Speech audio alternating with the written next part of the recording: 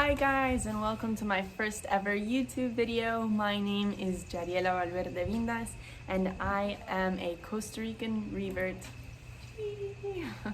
Alright, so today's video, as you can see from the title, I'm basically going to be talking about my journey into Islam, and the purpose behind this video is to help other people going through a similar process or a similar journey. So let's get straight into it. Alright, so I was first introduced to Islam when I was a freshman in high school in my world's religion class. We were talking, in my world history class, we were learning about different religions, and we learned a little bit about Islam. And before that, I knew absolutely nothing about it. I couldn't tell you anything about the religion. So yeah, fast forward to the end of the year. I met my friend Salsabil, and I made some other Muslim friends throughout the year. But Salsabil took me to the mosque. I'm not sure, I can't remember why, but I may have asked her to take me. I really enjoy learning about cultures, and religion tends to be a big part of people's cultures. But anyways, so we went to the mosque and I kept going. I would go to like Friday prayers, and during Ramadan I went and I fasted and everything. But my intentions weren't in the right place, and I was using Islam to kind of in hopes that it would solve my problems and issues that I was going through at the moment. So after a few months, I just dropped it completely.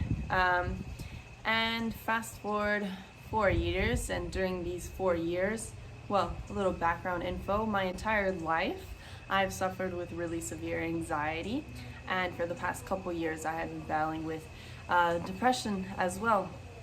And so during like those 4 years or more, I was dealing with that. But like 2019 and 2020, that was my year, if you know what I mean. Yeah, I was going through it.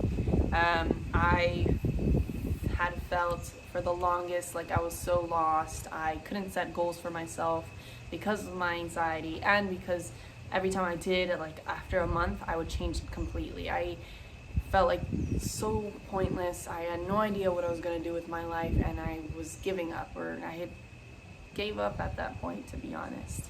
And so, like I said, we fast forwarded 4 years later, 2020, I met a guy. Yeah, a dude.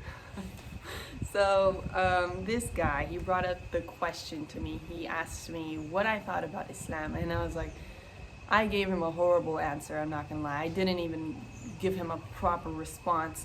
And it's because during that time that I learned about Islam, I never really took the time to learn the core beliefs and the teachings of the religion. So I had no answer, and that stuck in my head. So when I went home, I went on YouTube and I started watching videos and trying to learn about Islam. And from that moment, I couldn't stop. I would stay up 2 to 3 a.m. in the morning watching videos, and I was just so interested in it. And so a little while after that, I hung out with my friend Arad. I hadn't seen him in about a year or so, and for some reason, something inside of me was like, bring up the fact that you're interested in Islam. And I hadn't told anyone at this point, like nobody knew. And I did, and turns out my boy was Muslim too, and I was like, oh my god, no way. So we had a really great conversation. He gave me some books to read, and that helped a lot. And then fast forward like 2 days, I was at home. It was 4 a.m. and it's really weird, but I had this dream. I don't know if it was a dream to this day, but I swore I woke up and I was looking out the window, and then all of a sudden something was on top of me and it was choking me, and I couldn't breathe, and it was telling me like not to believe in God, that he couldn't help me, and all these horrible things. And in my head I was trying to pray, like I felt it in my heart that I was trying to pray, but I couldn't get the words to my head, and I knew like that was the only way to protect myself, or that I would like make myself feel better in that moment. and I couldn't get the words to my head, and finally I did, and it disappeared, and I started crying, whatever. I went to my parents' room. My mommy had to sleep with me, but I couldn't fall back asleep. And then in the morning, once I calmed down, I realized, I think that was like my sign. I thought about it and I was like, I think I want to convert. Like, this is my sign, I want to convert. And so about a week after that, I hung out with my friend Haula Hager, and I hadn't seen her in like 4 years or 5 years, to be honest. And she's Muslim too, so I brought it all. I told her about all that stuff, and she was like, girl, it sounds like you've accepted Islam into your heart. And I was like, for real? And yeah, we had a great conversation as well. And it was nice hearing somebody say that, and kind of scary too, because like, have I really? And so during all this time, by the way, I'm in the States. And then a few days after hanging out with her, I moved to Costa Rica. I moved to Costa Rica. I kept learning as much as I could on my own, trying to learn how to pray and things like that, because I'm still to this day, I'm struggling. But there's not obviously a big Muslim community in Costa Rica, but I tried to reach out to some people so I could recite my Shahada, because I really wanted to, and I felt like, I still didn't know a lot, but I didn't want to wait any longer either. It feels like there should be like a step-by-step process for these kind of things, but there's not. You can go into the religion not knowing a lot or knowing everything. In my case, not knowing a lot. But I went to the masjid in San Jose and I recited my Shahada, and it was amazing. And I made a really awesome friend that day as well. And so, yeah, I guess that's the beginning of my whole journey, how I was introduced to Islam and everything. So there's a few things I also want to mention, because lately I've been struggling. I struggle with the fact that I'm a bit of a perfectionist, so I feel like if I'm not gonna be a perfect Muslim girl, then I just shouldn't be Muslim at all, and that's not the case at all. Everyone makes mistakes, everyone fails. If you feel the need to take a step back, that's absolutely fine.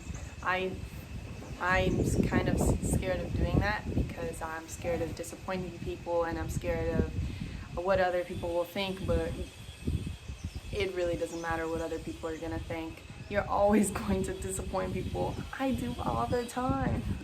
And people are always gonna have something to say. People are always gonna be judgmental, and people are always, what I've struggled with a lot, people judging me for my past, because yes, I've made a lot of mistakes in my past, but you know what the great thing about reciting your Shahada is?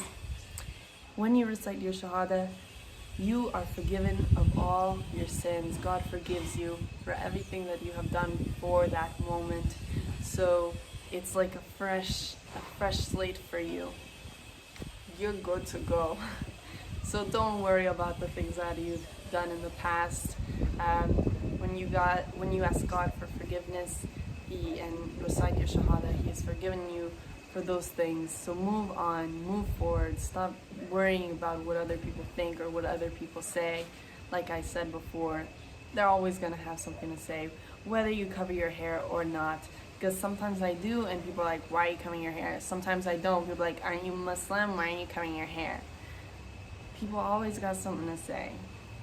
And let's see.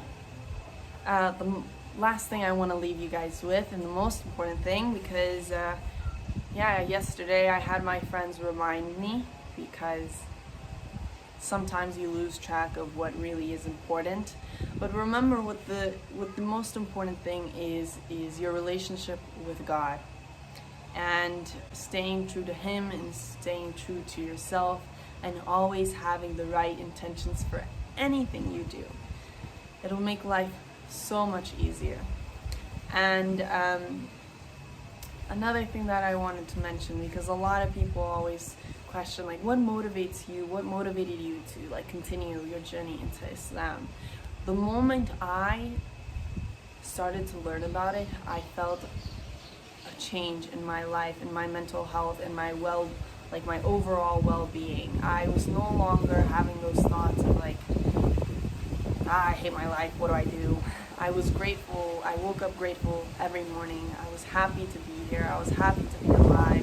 I was grateful to God for everything that I had. And I just felt like I was finally becoming that person that I always wanted to become, but it felt like I could never do it. So of course I wanted that, like, motivated me to continue. That's the best motivation. Like, you just see and feel yourself grow. And it's been amazing. And I hope that Allah helps all of you that are going through this same journey and makes this an easy journey for all of you guys. So thank you for joining me today. And on a side note, I'm going to be making a lot of different videos about a lot of different stuff. So be on the lookout for that. And now, see you later, alligator. Peace out.